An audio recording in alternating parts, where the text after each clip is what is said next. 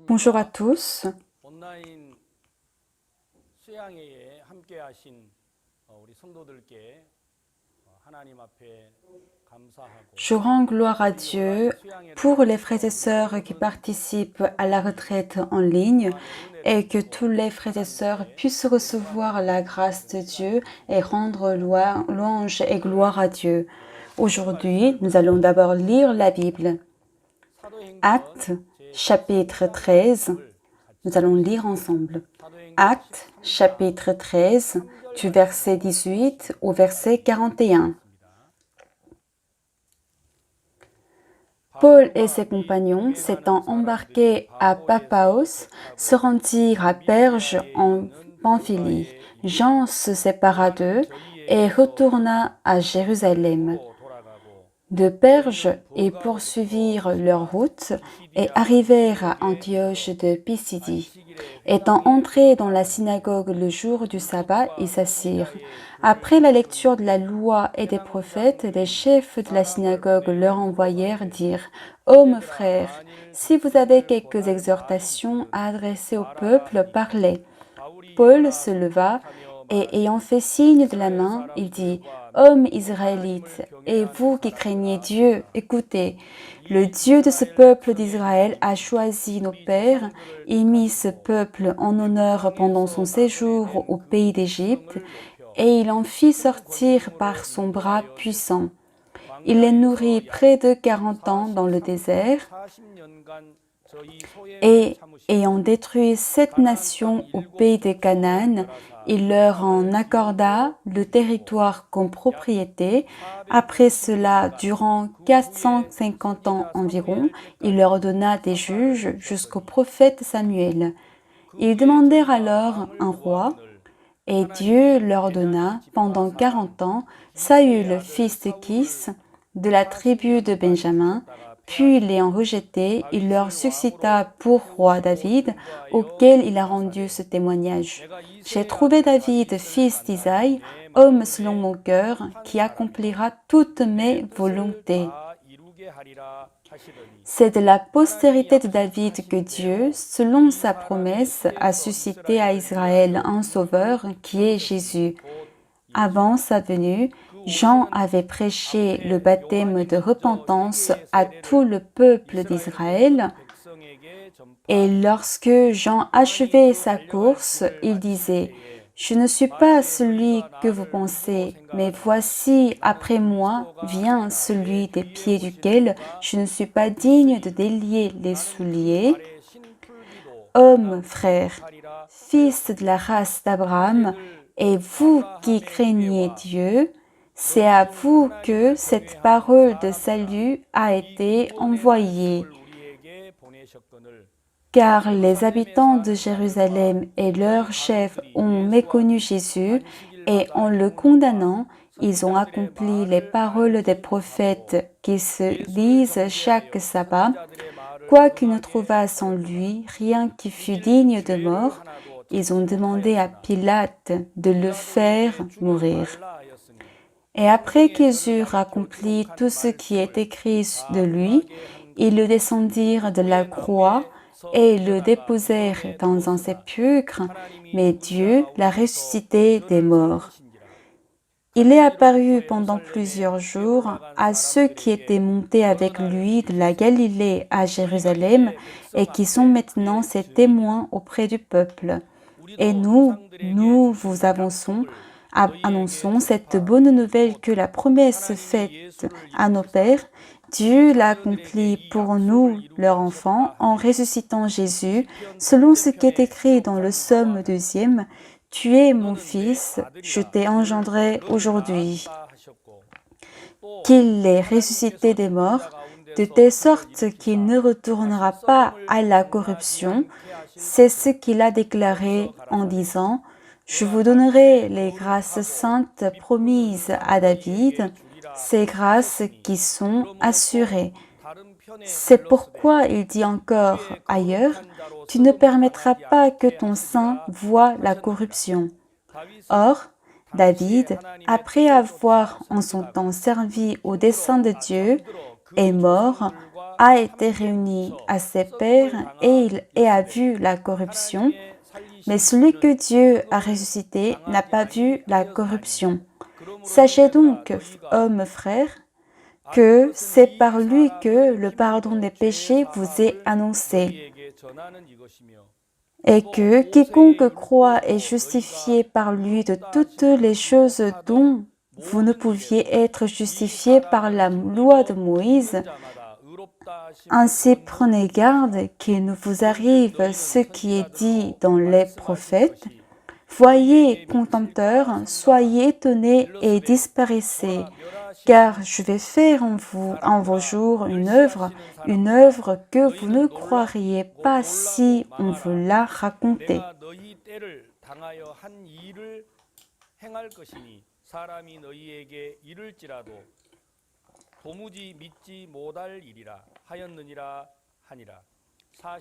Nous avons lu jusqu'au verset 41. La parole qui est écrite dans Actes chapitre 13, que cette parole permet à tous les frères et sœurs une énorme reconnaissance à Dieu. Pourquoi la vie spirituelle est difficile? C'est parce que dans notre cœur, il y a les difficultés qui arrivent et nous avons un cœur fort qui veut se débarrasser de la difficulté. Si, lorsque la difficulté nous arrive, et plutôt que de chercher à se débarrasser de la difficulté, mais si nous sommes revêtus d'une nouvelle force de Dieu, la difficulté n'existerait jamais dans la vie spirituelle. Lorsqu'il y a les difficultés, que font la plupart des gens? C'est de réfléchir comment me débarrasser de cette difficulté, ce problème, ces inquiétudes. Il y en a beaucoup qui pensent ainsi, mais ce n'est pas que nous devons nous en débarrasser, mais nous devons recevoir une nouvelle force qui vient du ciel, dit la Bible. Si par exemple, pour me déplacer de Busan à Séoul, alors ça me prendrait 4h30 en voiture. Aujourd'hui, il y a le TGV et avec le TGV, je peux voyager en 2h30. Donc, si je prends le TGV au lieu de la voiture, ça devient plus facile à me déplacer. Mais si je dois le répéter à maintes reprises, alors on pourrait penser que c'est difficile et c'est fatigant. Mais si je fais, à chaque fois que je fais un aller-retour de Busan à Séoul et que quelqu'un me donne 10 000 euros pour chaque voyage, alors aller à Séoul ne serait pas quelque chose de difficile. Prendre la voiture et conduire 4h30, ce ne sera pas un problème.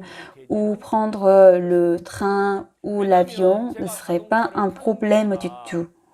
Parce que plutôt que de conduire la voiture ou prendre le train ou prendre l'avion, plutôt que toutes ces gênes ou difficultés, si 10 000 euros comptent plus, aller jusqu'à Séoul et revenir ne sera pas quelque chose de difficile et fatigant pour nous. La Bible nous dit qu'il y a des difficultés, des inquiétudes et des soucis qui nous arrivent. Ce ne sont pas des choses dont nous devons nous en débarrasser, mais il faut nous revêtir de la nouvelle force de Dieu. Paul, dans 2 Corinthiens chapitre 5, il parle des difficultés qui arrivent dans l'église de Corinthe, des problèmes et des épreuves. Il dit que ce n'est pas que on doit s'en débarrasser, mais on doit être revêtu. C'est ce qu'il nous montre dans 2 Corinthiens chapitre 5. C'est dans 2 Corinthiens chapitre 5. Verset 1. Nous savons en effet que si cette tente où nous habitons sur la terre est détruite, nous avons dans le ciel un édifice qui est l'ouvrage de Dieu, une demeure éternelle qui n'a pas été faite de main d'homme. Alors, si cette tente sur la terre est détruite, les gens, ils n'auront plus de maison, et puis la mort arrive à la chair. Alors, ne pas avoir une maison, c'est une difficulté. La mort est une difficulté. Mais si cette tente sur la terre est détruite, nous avons dans le ciel un édifice qui est fait par Dieu. Donc, si cette nouvelle demeure de Dieu existe en nous, alors nous n'allons pas avoir peur que la tente dans laquelle nous habitons sur la terre ne nous fera aucune peur. Même mourir sur la terre ne va pas nous donner de crainte. Ainsi la Bible nous parle. Même si la tente qui est sur la terre tombe, il y a une éternelle demeure qui est dans les cieux, existe et nous donne de l'espoir. Et par le fait que la tente sur la terre est détruite, nous n'allons pas nous inquiéter pour cela. Au verset 2, aussi nous gémissons dans cette tente, désirant revêtir notre domicile céleste. Si du moins nous sommes trouvés vêtus et non pas nus. Car tandis que nous sommes dans cette tente, nous gémissons accablés parce que nous voulons non pas nous dépouiller, mais nous revêtir, afin que ce qui est mortel soit englouti par la vie. La Bible nous dit que ce n'est pas pour nous dépouiller, mais pour nous revêtir. Les chrétiens, ce n'est pas que ils se dépouillent, mais ils sont revêtus. Les difficultés que nous rencontrons, les épreuves, ce n'est pas que nous ne devons pas les rencontrer ni les connaître, ce n'est pas que les problèmes ne doivent pas exister, mais il y a Dieu, le Saint, et qui ne change pas. Il nous donne sa sagesse, et si nous sommes revêtus par sa sagesse, toutes les difficultés que nous rencontrons ne posent aucun problème. En février dernier, nous étions en train de préparer le CLF aux États-Unis parce que le siège international de la mission est à New York et nous avons vu qu'il y a beaucoup de pasteurs des grandes églises sont en train de prêcher à New York et ainsi nous avons visité des pasteurs un à un et puis 3000 pasteurs qui sont basés aux États-Unis nous ont promis de participer au CLF. En mars, nous étions à 4 jours de l'ouverture du programme et puis le coronavirus était devenu très sévère et donc il a été interdit de se réunir à plus de 50 personnes et de même, on a également reçu l'avis que plus de 200 personnes ne peuvent pas se réunir dans un gymnase et nous nous sommes dit que on ne pourra pas organiser le CLF cette année et puis nous avons rapporté au pasteur Park que nous ne pouvons pas organiser le CLF cette année. Et là, pasteur Park nous a dit, qu'est-ce que vous dites que nous ne pouvons pas organiser le CLF? Non, ce n'est pas que nous n'organisons pas le CLF, mais nous allons retarder, nous allons repousser le programme. Ne dites pas à ces 3000 pasteurs que nous allons annuler le programme, mais qu'il est repoussé à une date antérieure. À la fin du coronavirus, nous allons continuer le CLF, informer les pasteurs. C'est ce qu'il nous a dit. Alors, nous, dans notre cœur, dire que le CLF ne peut pas être organisé et dire que le CLF est repoussé, c'est différent. Quand on dit qu'il est annulé, c'est qu'on ne va pas l'organiser de tout. Mais quand on dit qu'il est repoussé, c'est que le programme sera maintenu à une date antérieure. Et donc, après cela, nous sommes rentrés en Corée. En avril, nous avions le culte de Pâques. Et là, pasteur Park nous a dit que nous n'allons pas retarder ou repousser le programme de Pâques, mais faites de sorte que le programme ait lieu. Mais comme nous ne pouvions pas l'organiser dans un stade, et donc nous nous sommes dit que nous allions l'organiser en ligne.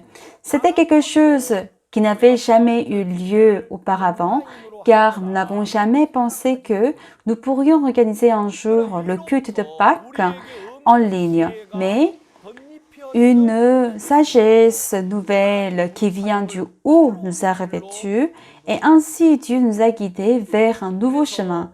Ainsi, nous avons prêché pendant le culte de Pâques 3 fois pendant la journée et à chaque fois, il y avait 200 000 participants à chaque culte et puis ils ont tous écouté le message de Dieu sur la puissance de Dieu que le sang de Jésus-Christ nous a lavés.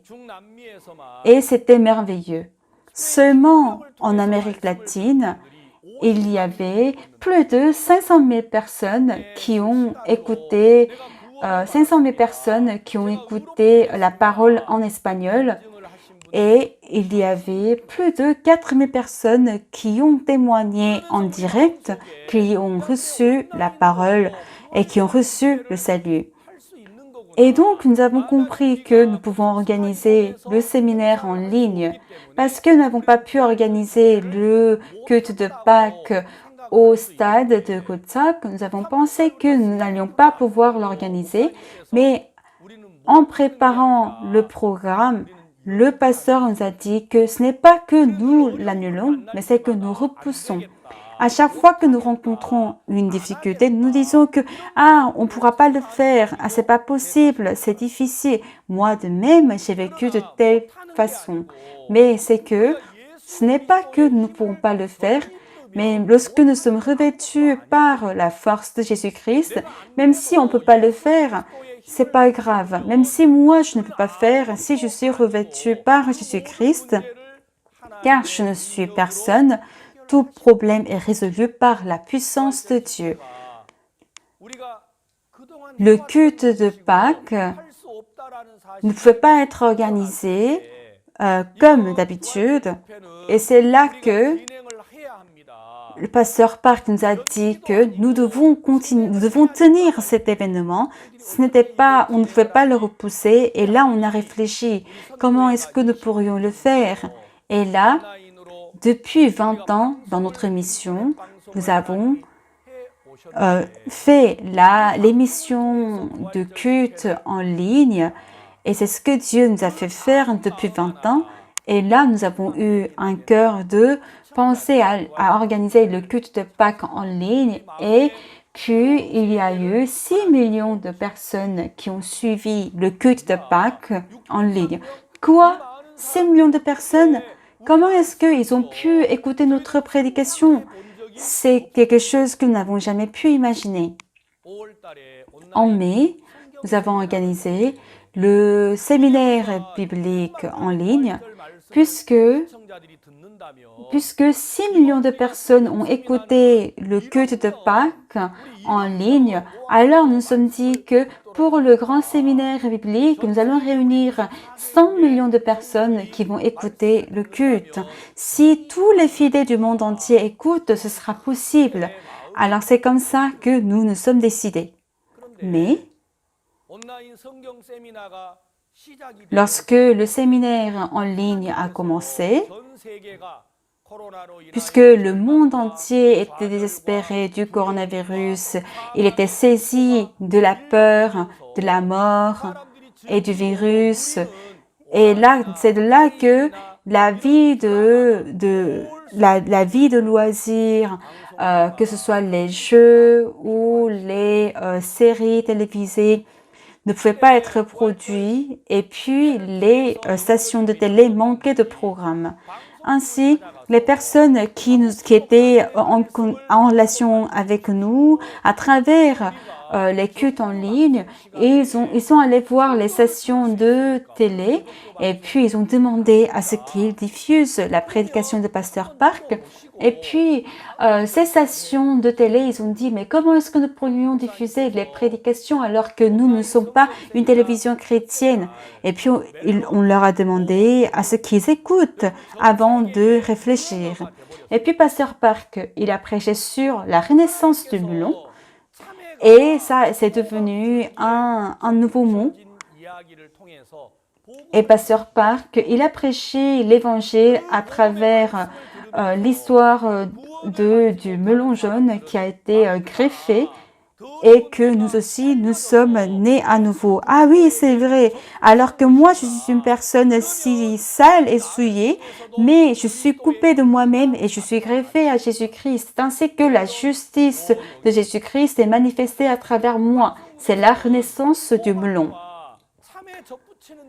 Et donc, les stations de télévision, ils ont écouté comment le melon est greffé à la citrouille et ils ont dit que si c'est une parole comme ça, on pourra la diffuser pendant le programme officiel. C'est comme ça que dans plus de 250 stations de télé et de radio, la parole a été témoignée à plus de 1 milliard de personnes dans le monde entier. Et par la suite, nous avons organisé le CLF en juin, puis le camp mondial en juillet. Puis en août, nous avons préparé la retraite. Et seulement en Corée du Sud, il y a 300 000 personnes qui participent à cette retraite seulement en Corée pour que lorsque la peur de la mort et de coronavirus nous accable, que nous soyons revêtus de la force et de Dieu afin que nous puissions compter sur Jésus.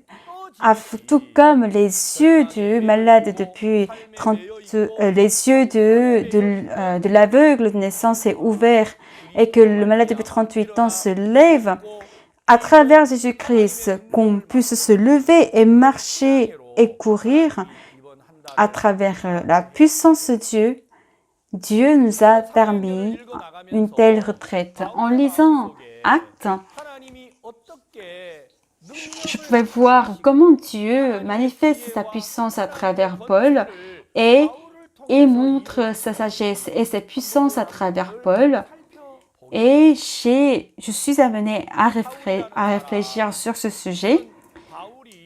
Saul, c'est une personne qui a rencontré Jésus et qui a reçu le salut. Mais avant cela, qu'est-ce qu'il faisait? C'était une personne qui était en train de poursuivre des personnes qui manifestent et qui prêchent la gloire et le travail de Jésus. Il les enfermait en prison et il les tuait. C'était quelqu'un qui était en avant de la persécution des chrétiens. Jésus-Christ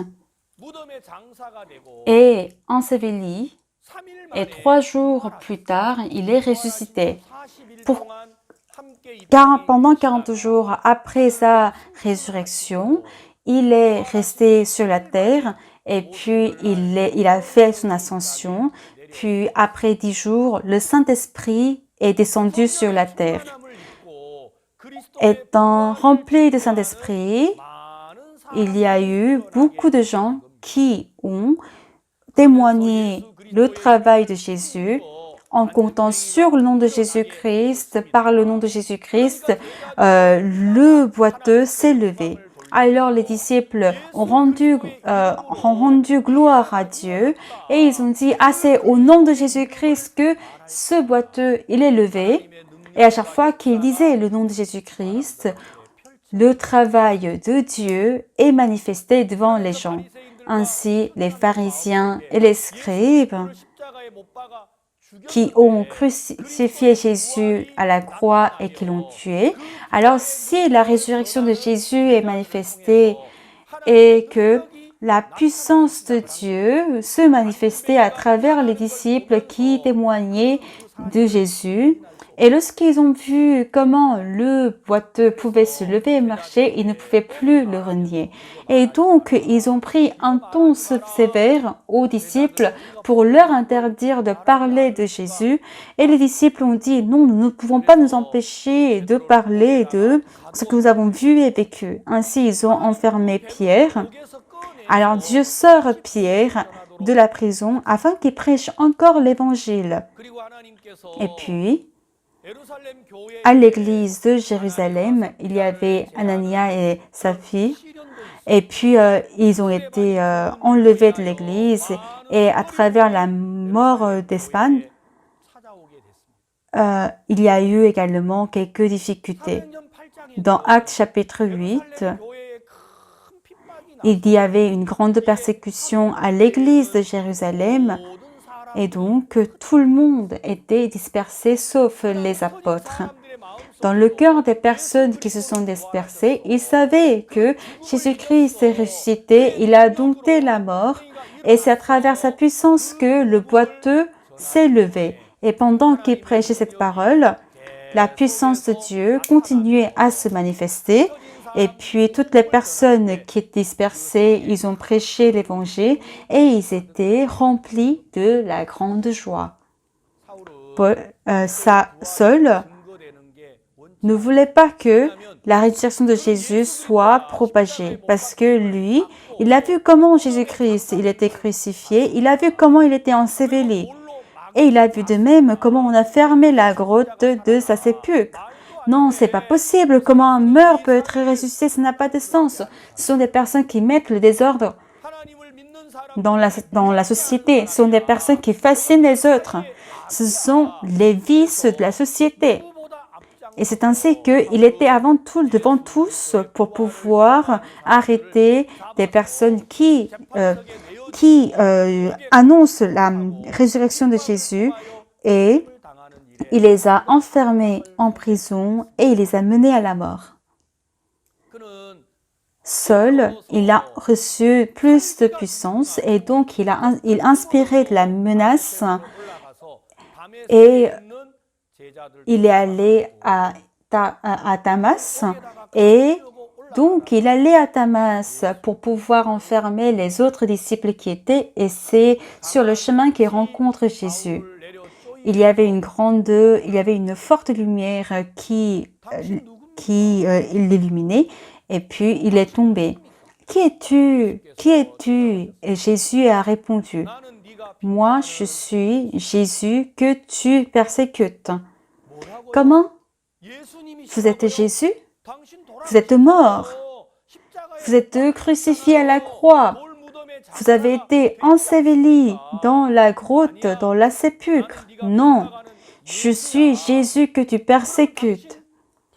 Alors, c'est vrai que vous êtes ressuscité? Alors que j'ai persécuté, je les ai livrés à la mort en prison et je les ai persécutés, mais tout ce qu'ils ont témoigné, c'était vrai. Ainsi, Paul, c'est là que tout son moi s'est effondré. En tant que Saul, il a persécuté tout le monde, tous les chrétiens, mais lorsqu'il a rencontré Jésus-Christ, il a compris que j'ai tort. Ce que je savais, c'était faux. Mon jugement était faux. C'est ce que Paul est arrivé à comprendre. Ainsi, là, Paul a compris qu'il avait tort et il s'est mis à genoux. Ainsi, sur le chemin, il a abandonné tous ses projets et puis ses yeux étaient cachés et puis il ne pouvait plus rien voir. si vous avez reçu le salut, tout comme Saul, il a reçu le salut, il avait des yeux couverts et ne pouvait rien voir du tout. Ainsi, on comprend que, ce que je savais, c'était faux, j'avais tort, je crois que j'étais pécheur, mais je ne suis pas pécheur.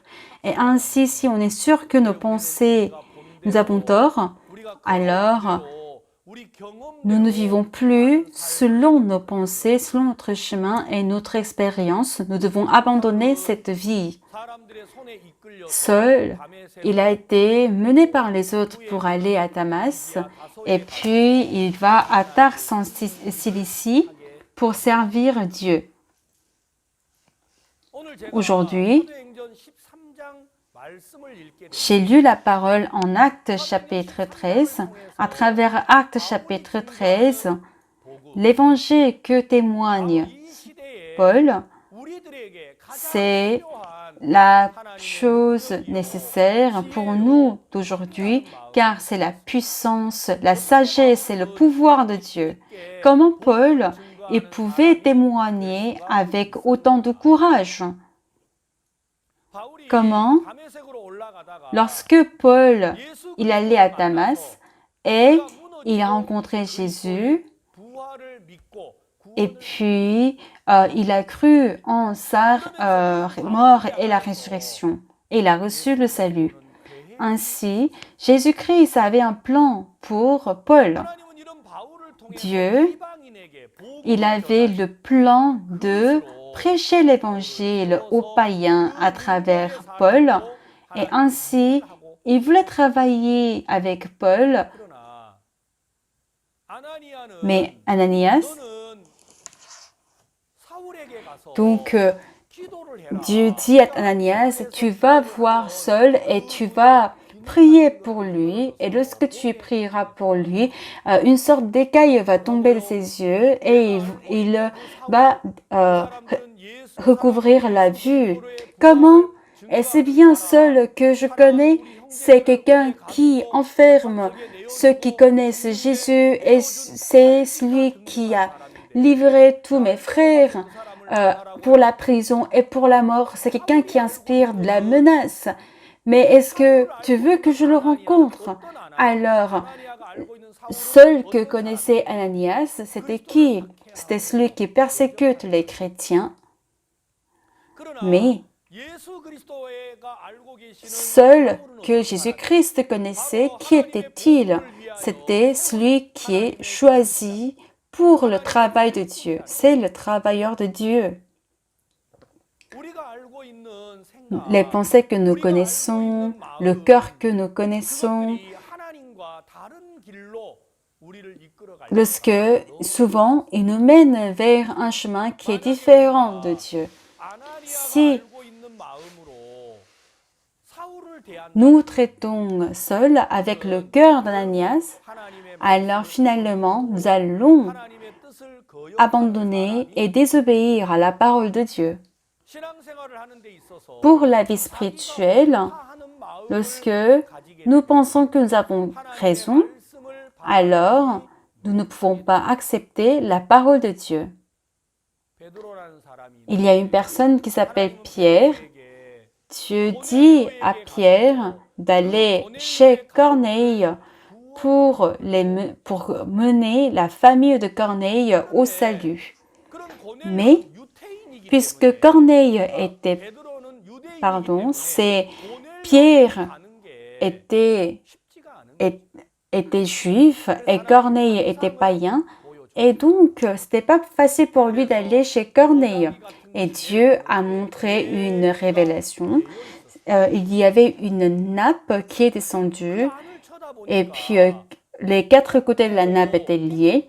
Et lorsqu'il a regardé dedans, il y avait beaucoup de choses qui étaient impures.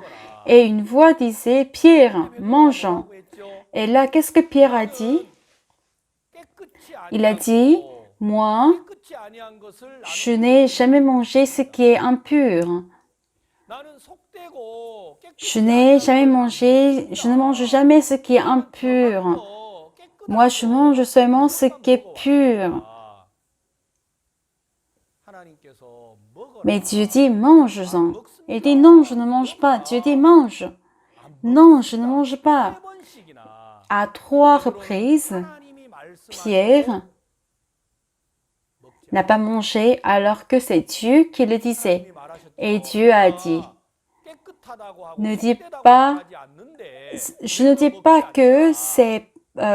pas que c'est profane ou c'est impur, mais pourquoi tu ne manges pas?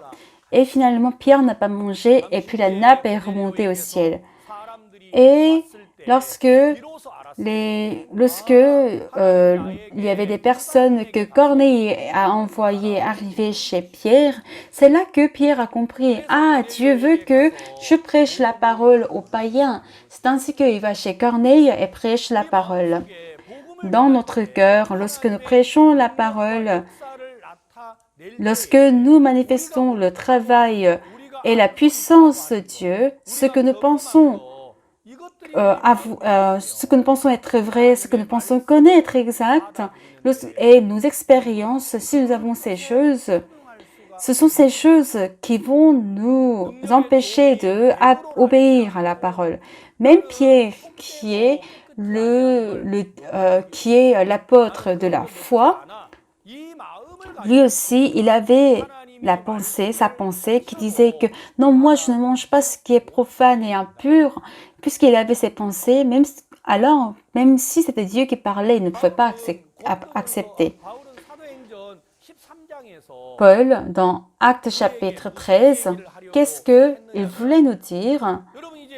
C'est que Paul, il a reçu le salut et il demeurait à Tars en Cilicie. Dans Actes chapitre 8, il y avait une grande persécution à l'église de Jérusalem dans Actes chapitre 8 et ces gens qui se sont dispersés, ils sont allés en Pénicillie, en l'île de Chypre et puis en Antioche pour prêcher la parole.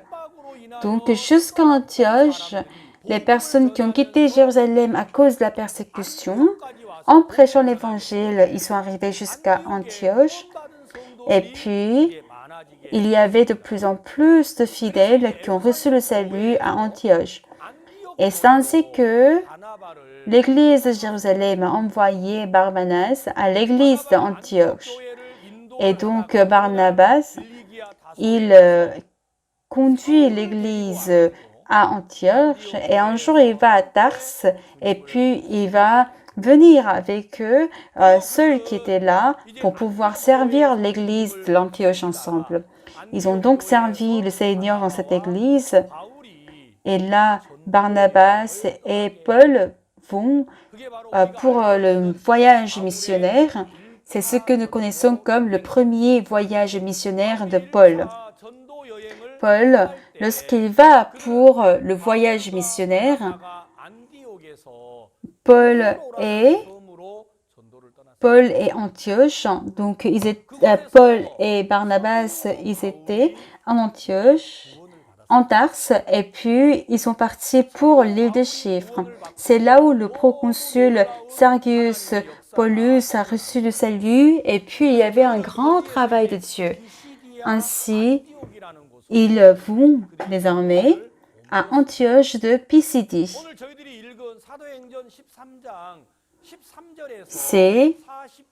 Nous avons lu Actes chapitre 13 du verset 13 au verset 41. C'est le contenu de leur prêche en Antioche de Pisidie. Parmi le contenu de la prêche de Paul et de Barnabas en Antioche de Pisidie, je pouvais découvrir le cœur de Paul extraordinaire et merveilleux. Comment Paul, en prêchant la puissance de Dieu, il pouvait être si courageux, si sûr et certain. Lorsqu'on voit, nous allons voir ensemble Actes chapitre 13, verset 13 ensemble. C'est Actes chapitre 13, verset 13. Paul et ses compagnons, s'étant embarqués à Paphos, se rendirent à Perge en Pamphylie Jean se sépara d'eux et retourna à Jérusalem. De Perge, ils poursuivirent leur route et arrivèrent à Antioche de Pisidie. Étant entrés dans la synagogue le jour du sabbat, ils s'assidirent. Alors là, Paul et Barnabas ont commencé à prêcher la parole à Antioche de Pisidie. Lorsqu'ils ont commencé à prêcher, alors ils parlent de Dieu qui a guidé le peuple d'Israël et qui a élu Saül et David. Et en poursuivant l'histoire, il a parlé de Jean-Baptiste. Ainsi, il présente Jésus-Christ. Et comment il le présente? Celui que vous avez livré entre les mains de Pilate alors qu'il était sans péché, mais vous lui avez demandé de le crucifier. Mais Jésus-Christ, il a dompté la mort, c'est Dieu qui l'a conduit. C'est comme ça que Paul parle de l'évangile qu'il témoigne. C'est au verset 33. Dieu l'a accompli pour nous, leurs enfants, en ressuscitant Jésus, selon ce qui est écrit dans le psaume 2e, « Tu es mon fils, je t'ai engendré aujourd'hui. » Qu'il a ressuscité des morts, de telle sorte qu'il ne retournera pas à la corruption. C'est ce qu'il a déclaré en disant « Je vous donnerai les grâces saintes promises à David, ces grâces qui sont assurées. » C'est pourquoi il dit encore ailleurs « Tu ne permettras pas que ton sein voie la corruption. » Alors, Paul, il savait comment, par la puissance de Dieu, Jésus-Christ est ressuscité et il a accompli la volonté de Dieu. Vous avez crucifié Jésus-Christ qui était innocent, mais Dieu, selon sa promesse, il a ressuscité Jésus-Christ. Ainsi, c'est le cœur de Paul que j'aimerais parler avec vous. C'est au verset 38. « Sachez donc, hommes frères, que c'est par lui que le pardon des péchés vous est annoncé. » À travers le témoignage de Paul, ici, il est dit « Sachez donc, hommes frères, que c'est par lui que le pardon des péchés vous est annoncé. » Puis verset 39, « Et que quiconque croit est justifié par lui de toutes les choses dont vous ne pouviez être justifiés par la loi de Moïse. » Donc, pour toutes choses dont vous ne pouviez être justifiés par la loi de Moïse, vous serez justifiés par lui. L'évangile que Paul témoigne, ce n'était pas autre chose, mais c'était par lui. Répétez après moi. Par lui. C'est par Jésus-Christ. Lorsque Paul il a prêché, il a dit que ce n'est pas pour se débarrasser, mais c'était pour être revêtu. Alors, lorsque il a prêché l'évangile, mais comment est-ce qu'il pouvait être si courageux pour parler de l'évangile dans le monde entier? Parce que Paul, il était revêtu par lui, Jésus-Christ. Il était revêtu par Jésus-Christ. Chers frères et sœurs, ne dites pas que c'est difficile, ne dites pas que ça ne marche pas, ne dites pas que ce n'est pas possible. Si ce n'est pas possible pour vous, alors c'est que vous ne le faites pas par Jésus. C'est que si vous ne pouvez pas le faire, c'est que vous ne le faites pas par Jésus-Christ. Si vous dites que vous ne voulez pas le faire, c'est que vous voulez renier d'être revêtu par Jésus.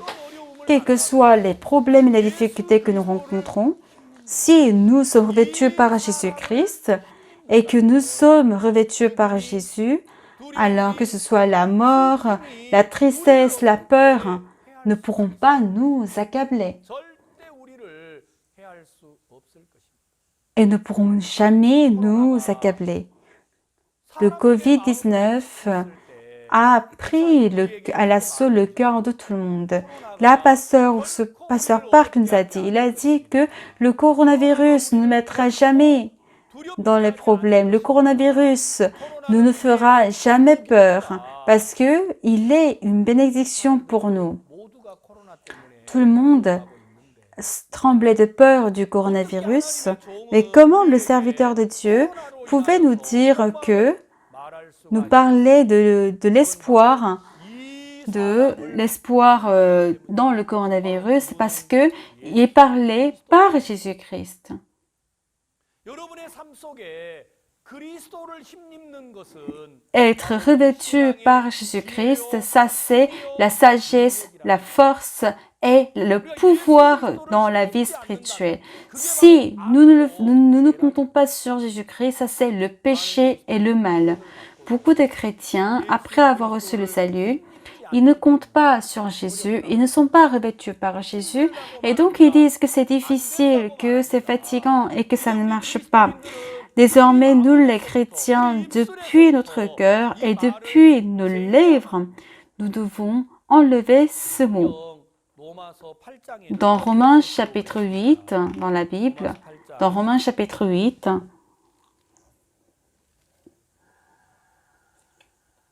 31절입니다. verset 31.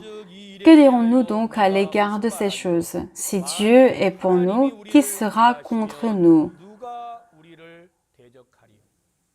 Amen. 하나님이 우리를 위하여 Si Dieu est pour nous, qui sera contre nous? 우리가 이 사람을 힘입어 Alors si nous sommes faits par Jésus, si nous sommes revêtus par Jésus, qui sera contre nous? Personne ne pourra nous faire du mal. 36절 Verset 35. 누가 우리를 그리스도의 Qui nous séparera de l'amour de Christ? Sera-ce la tribulation ou l'angoisse ou la persécution ou la faim ou la nudité ou le péril ou l'épée? Selon qu'il est écrit, c'est à cause de toi qu'on nous met à la mort tout le jour, qu'on nous regarde comme des brebis destinées à la boucherie. Verset 37. Mais dans toutes ces choses, nous sommes plus que vainqueurs par celui qui nous a aimés. 넉넉히 이기는 Nous, à travers Jésus-Christ, nous pouvons vaincre les tribulations, la peur, la tristesse, les angoisses. Nous pouvons vaincre toutes choses, car nous sommes plus que vainqueurs dans toutes ces choses par celui qui nous a aimés. 그리스도인들이 왜 Pourquoi les chrétiens rencontrent des difficultés? Pourquoi 인하여서 nous avons peur à cause des difficultés que nous rencontrons dans la vie? Parce que nous ne sommes pas revêtus par Jésus-Christ. 이제 우리 삶 속에 Désormais, dans notre vie, 어렵다고 말하지 ne dites pas que c'est difficile, ne dites pas que c'est fatigant, ne dites pas que c'est pas possible, et ne dites pas que vous ne pouvez pas le faire. 여러분들이 못한다면 Si vous ne pouvez pas le faire, 예수 그리스도를 힘 c'est parce que vous ne faites pas par Jésus, mais c'est que vous-même vous le faites. 여러분들이 안 된다고 말하는 Si vous dites que c'est pas possible, c'est 자기가 그 일을 de renier Jésus, mépriser Jésus, et c'est parce que vous travaillez vous-même. La Bible nous dit. 우리가 부족하기 Parce que nous avons des défauts, parce que nous avons des faiblesses, 우리에게 성령을 Dieu nous a donné le Saint-Esprit. 성경에 Dans la Bible, 예수 그리스도가 이 땅에 와서 lorsque Jésus-Christ est venu sur la terre, il a pris tous nos péchés et il est mort, il est crucifié à la croix et lorsqu'il est ressuscité et il a fait son ascension 우리에게 성령 et Dieu nous a envoyé le Saint-Esprit comme témoin. Alors que fait le Saint-Esprit? Dans Romains 27절 chapitre 8, 8절 이하의 말 verset 28, il est dit que le Saint-Esprit 없는 분이라고 말합니다. est celui qui nous aide. 성령은 L'Esprit intercède par des soupirs inexprimables. 우리가 어렵다면 Si nous sommes en difficulté, si nous sommes dans la fatigue, alors c'est que nous devons être revêtus par Jésus-Christ. Dieu donne des difficultés, des problèmes, le désespoir, la peur, la tristesse, le mal, la maladie. Dieu nous donne aussi des fois des souffrances.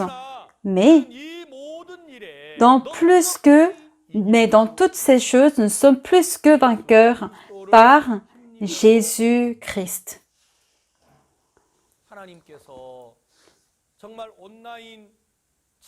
À travers le séminaire en ligne, Dieu a permis de prêcher la parole dans 94 pays à travers 247 stations de télé. L'évangile est prêché et le monde entier s'émerveille. Dans tous les coins du monde, l'évangile est en train de travailler. Dans le cœur de toute personne qui écoute la parole, Dieu travaille. Et lorsqu'on écoute comment Dieu il a travaillé, à quel point notre cœur est si heureux et chaud. À travers cette retraite en ligne, seulement en Corée du Sud, il y a 300 000 personnes participent à la retraite en ligne et ils écoutent la parole. Même dans mon cœur qui est stupide, mais je suis vraiment heureux et excité de prêcher la parole à cette heure-ci. Comment une personne comme moi peut apporter la parole de Dieu ici, à cette place? C'est seulement par Jésus-Christ. C'est parce que j'ai reçu le salut à travers lui. C'est à travers lui que je peux parler de la puissance de Dieu. À travers sur Internet et là où nous sommes, lorsque vous rencontrez la retraite et que vous écoutez la parole, alors quelles que soient les difficultés, les problèmes et la peur de la mort vous arrive, tout cela, ce n'est jamais une peur, ce n'est jamais une angoisse et un problème. Dieu nous l'a donné afin que nous soyons revêtus par Jésus. Si nous sommes revêtus par Jésus, Jésus-Christ ne pourra pas s'en passer sans le résoudre. Il va sans doute résoudre le problème et il nous donnera l'espoir, la reconnaissance, le bonheur et la joie pour que nous lui rendons la gloire. Pourquoi? Parce qu'il est écrit dans Hébreux chapitre 4, dans le Nouveau Testament, Hébreux chapitre 4, verset 14.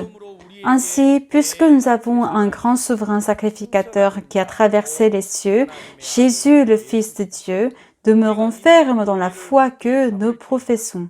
Car nous n'avons pas un souverain sacrificateur qui ne puisse compatir à nos faiblesses. Au contraire, il a été tenté comme nous en toutes choses sans commettre de péché.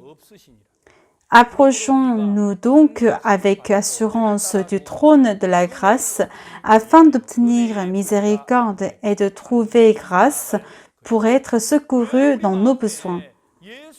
Dans notre cœur, pourquoi est-ce que nous devons être revêtus par Jésus-Christ? Car il est notre souverain sacrificateur. Car c'est Jésus-Christ. Au verset 15, car nous n'avons pas un souverain sacrificateur qui ne puisse compatir à nos faiblesses. Au contraire, il a été tenté comme nous en toutes choses sans commettre de péché. Il est dit qu'il a été tenté comme nous en toutes choses.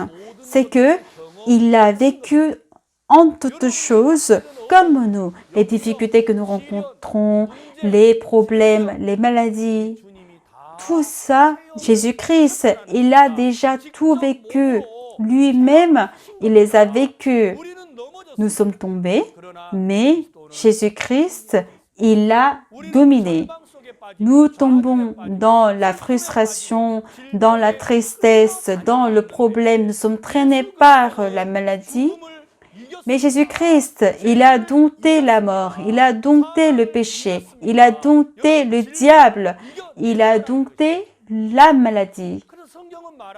Et la Bible dit que Jésus-Christ a porté nos péchés, il a pris toutes nos faiblesses, il a été tenté de notre faiblesse et il a remporté la victoire. Nous sommes tombés lorsque nous avons rencontré la peur, le problème et la maladie. Mais Jésus-Christ, il a été tenté en toutes choses comme nous, mais il a vaincu en toutes choses. C'est ainsi que nous comptons sur Jésus-Christ. Jésus-Christ qui a dompté la mort, la maladie, la faiblesse, c'est par lui que nous devons être revêtus. Et Paul, il a témoigné ce Jésus, ainsi son témoignage était courageux et était rempli de puissance et de force. Ainsi, il a dit, moi, je témoigne, mais qu'est-ce que je glorifie? C'est ma faiblesse que je me glorifierai. Et c'est ainsi qu'il a dit que c'est quand il est faible, c'est là qu'il est fort. Pourquoi? Parce qu'il est revêtu en Jésus-Christ. C'est pour cela que lui, il était le plus fort, c'était le plus courageux et la mort ne pouvait pas le menacer. Et il a été frappé, il a connu plusieurs difficultés, de problèmes de vie et de mort, mais devant toutes ces épreuves, Paul n'avait pas peur parce que il comptait sur Jésus. À tous les frères et sœurs qui participent à cette retraite en ligne, quelles que soient les difficultés qui vous arrivent, quelles que soient les épreuves qui vous arrivent, soyez revêtus par Jésus et lorsque vous obtiendrez le salut du péché, Dieu dira que vous êtes juste et que Dieu qui vous justifie et que vous êtes revêtus par Jésus, que ce soit la mort, la peur, la souffrance, la maladie, ne pourront jamais vous faire du mal. Ainsi, en toutes choses, par celui qui nous aime, nous sommes plus que vainqueurs par celui qui nous aime. Et nous serons utilisés pour faire son travail. Le témoignage de Paul, c'est d'être revêtu par lui. Et c'est cette grâce que Paul il a témoigné. Le témoignage de Paul est écrit dans la Bible, c'est parce que nous aussi, par lui, nous pouvons témoigner le salut du péché. Et les personnes qui nous écoutent vont non seulement recevoir le salut, mais Dieu fera de nous des personnes qui vainquent tout problème et difficulté. À travers la retraite en ligne, que dans le cœur de toutes les personnes, que tout le monde puisse compter sur Jésus-Christ et que cette vie de foi continue. Je m'arrête là pour le sermon. Merci.